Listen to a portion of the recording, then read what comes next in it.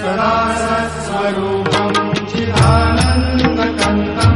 जगत्सम्भवस्थानसंहारहेतुं स्वभक्तेच्छया मानुषं दर्शयन्तं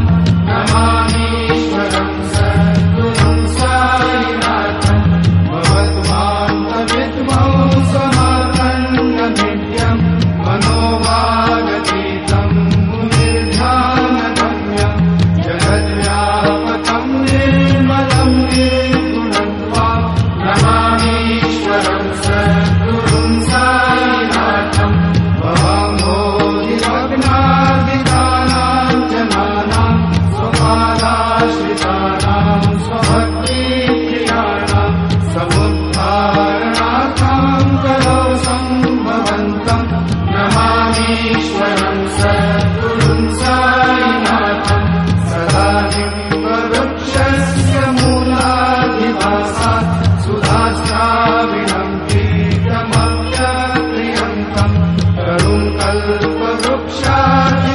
साधयन्तं नमामीश्वरं सद्गुरुं साईनाथं सदा कल्पवृक्षस्य तस्याधिमूले भवद्भावबुद्ध्या सफल्यादिसेवां नृणां दुर्गतां मुक्तिमुक्तिप्रदं तं नमामीश्वरं सद्गुरुं साईनाथम्